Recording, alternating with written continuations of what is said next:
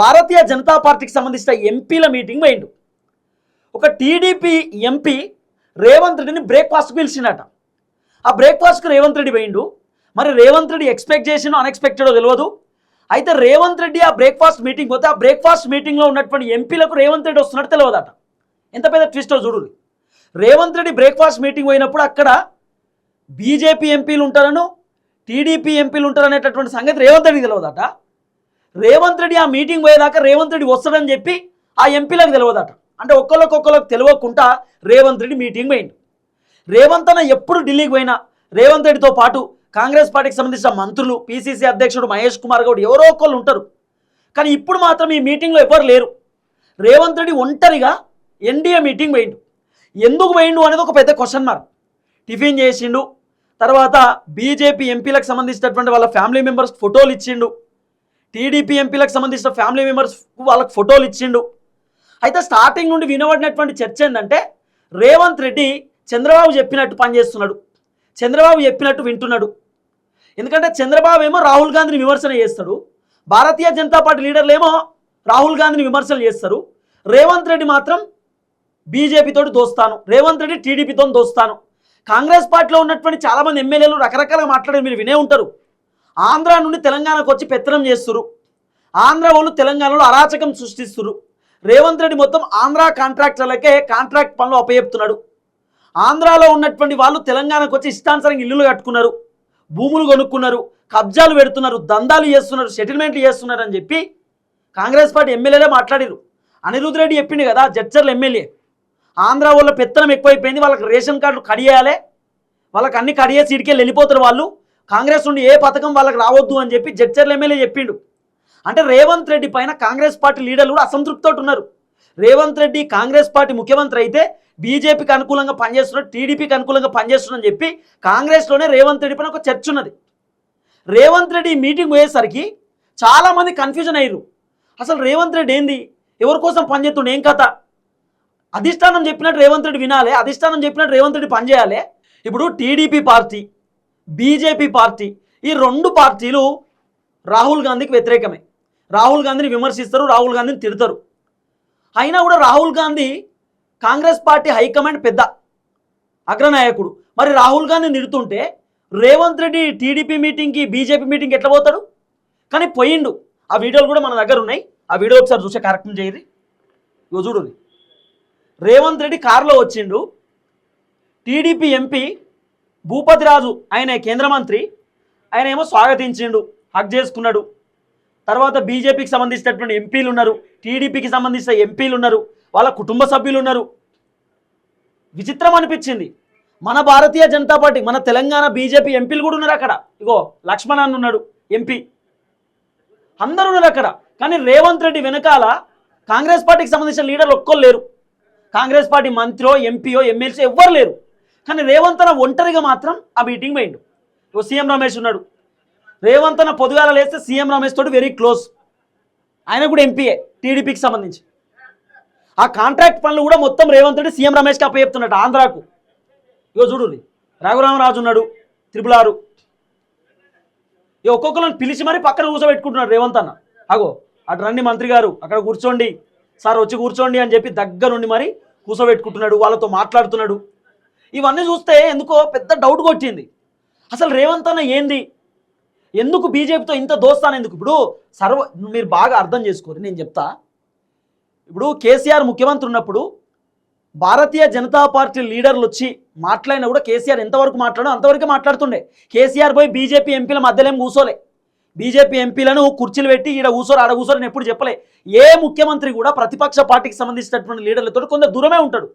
ఎందుకంటే పుసుక్కున్న వాళ్ళకి దగ్గర అయితే, వాళ్ళతో బాగా ఫ్రెండ్లీ ఉంటే, క్లోజ్ ఉంటే, మా హైకమాండ్కి ఏమన్నా తేడా కొడుతుందేమో, లేకపోతే మా పార్టీలో ఉన్నటువంటి లీడర్లు నన్ను తప్పుగా అనుకుంటారేమో అని చెప్పి అనుకుంటారు. కానీ రేవంత్ అని అట్లేం లేదు, అందరితోటి ఫ్రీ, అందరితోని వెరీ క్లోజ్.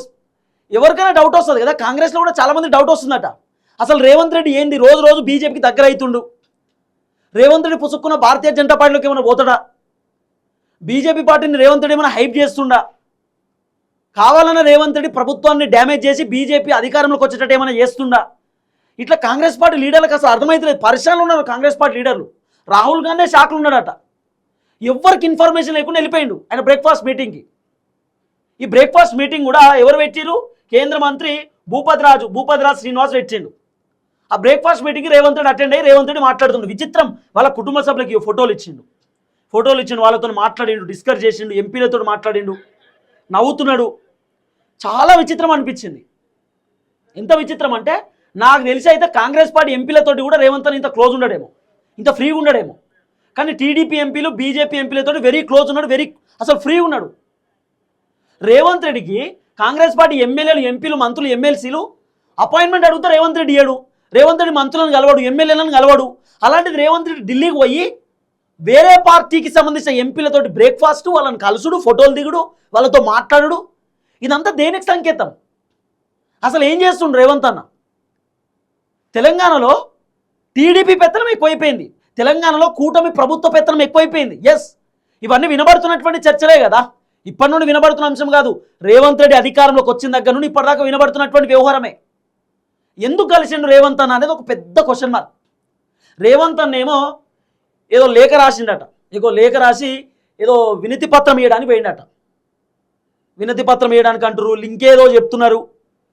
రేవంత్ అన్న ఏదో పేపర్ రాసుకొని పోయి ఇది కేంద్రంలో అంటే మీరు పార్లమెంట్లో మాట్లాడండి తెలంగాణ గురించి, లేకపోతే ఈ బిల్లు గురించి డిస్కస్ చేయండి, ఇట్లా మాట్లాడితే బాగుంటుంది తెలంగాణ. అసలు నన్ను అడిగితే డీలిమిటేషన్కి సంబంధించినటువంటి బిల్లు విషయంలో నేను తెలంగాణకు పోయి ఏం చెప్పాలి, తెలంగాణకు పోయి ఏం మాట్లాడాలని చెప్పి వాళ్ళని కనుక్కున్నాడేమో అనిపించింది. లేకపోతే ఇంకా ఏమైనా విషయాలపైన మాట్లాడిరా, ఇంకేదైనా అంశాలపైన చర్చించిరా తెలియదు. కానీ కూటమికి సంబంధించినటువంటి ప్రభుత్వం ఏదైతుందో అంటే అక్కడ కూటమి ప్రభుత్వమే కదా ఇప్పుడు, జనసేన, బీజేపీ, టీడీపీ వీళ్ళు ముగ్గురు కలిసి పోటీ చేశారు ఆంధ్రాలో. ఎన్డీఏకి సంబంధించినటువంటి వాళ్ళతోటి రేవంత్ రెడ్డికి ఏం పని? పక్క పార్టీకి సంబంధించిన ఎంపీలతోటి రేవంత్ రెడ్డి ఏం చేస్తుండు, ఎందుకు కలిసిండు, రీజన్ ఏందనేదే క్వశ్చన్ మార్క్. ఇప్పుడు అసెంబ్లీలో కేసీఆర్ కూర్చున్నాడు, రేవంత్ రెడ్డి పోయి కేసీఆర్ దగ్గరికి హాయ్ సార్ అని చెప్పి నమస్తే పెట్టిండు, కేసీఆర్ కూడా నమస్తే పెట్టిండు. జస్ట్ ఒక 2 seconds ఇట్లా నమస్తే పెట్టిరు, ఎక్కడో అక్కడికి వెళ్ళిపోయారు అంతే తప్ప కేసీఆర్ పక్కన కూర్చొని రేవంత్ రెడ్డి ముచ్చట పెట్టలే, రేవంత్ రెడ్డి పక్కన కూర్చొని కేసీఆర్ ముచ్చట పెట్టలే. ఇప్పుడు సాధారణంగా రాజకీయాలలో ఎట్లుంటుందంటే రేవంత్ రెడ్డి కేటీఆర్ ఉన్నారు, రేవంత్ రెడ్డి కేటీఆర్ ఒకసారి వేరే రాష్ట్రానికి పోయిరు, ముఖ్యమంత్రిని తర్వాత ప్రతిపక్ష పార్టీ లీడర్ని పిలిచినప్పుడు వీళ్ళందరూ పోయిరు, ఏదో తెలంగాణ గురించి డిస్కషన్ వచ్చినప్పుడు, అన్ని రాష్ట్రాల గురించి డిస్కషన్ వచ్చినప్పుడు పోయిరు. అక్కడికి పోయినప్పుడు కూడా కేటీఆర్ ఎక్కడ కూడా రేవంత్ రెడ్డితో క్లోజ్ లేడు, రేవంత్ రెడ్డి కూడా కేటీఆర్తో ఎక్కడ కూడా క్లోజ్ లేడు, వాళ్ళంతా సపరేట్ ఉన్నారు. కాకపోతే కేటీఆర్ను రేవంత్ రెడ్డికి సపోర్ట్ చేస్తున్నారు అంటే ఎస్ మేము మా రేవంత్ అని ఎట్లా చెప్తే అట్లా మేము సపోర్ట్ చేస్తున్నామని కేటీఆర్ ఒక మాట అన్నాడట. మా ముఖ్యమంత్రి ఎట్లా చెప్తే అట్లా చేస్తాం, ఇప్పుడు పవర్లో ఆయనే ఉన్నాడు, ఆయన ఏ డిసిషన్ తీసుకుంటే ఆ డిసిషన్కి ఓకే, మా తెలంగాణకు మంచి జరగాలని చెప్పి కేటీఆర్ చెప్పిండట. మరి కేటీఆర్ రేవంత్ రెడ్డి వేరే రాష్ట్రానికి పోయినప్పుడు వెరీ క్లోజ్ ఉండొచ్చు కదా, మాట్లాడుకోవచ్చు కదా, డిస్కస్ చేసుకోవచ్చు కదా, మంచిగా కూర్చొని దావత్ చేసుకోవచ్చు కదా, అట్లేం చేసుకోలే కదా. ఎప్పుడైనా కూడా అధికార పార్టీలో ఉన్నటువంటి వ్యక్తి ప్రతిపక్షంతో ఆచితూచి అడుగులేయాలి. కానీ ప్రతిపక్ష పార్టీలు మా వాళ్ళే, మొత్తం మా దోస్తు అయినంత మాత్రాన రాజకీయాలలో ఒకటే దగ్గర కలిసి ఉండి విందులు భోజనాలు అట్లేం చేయరు. కానీ రేవంత్ రెడ్డి విచిత్రం అనిపించింది.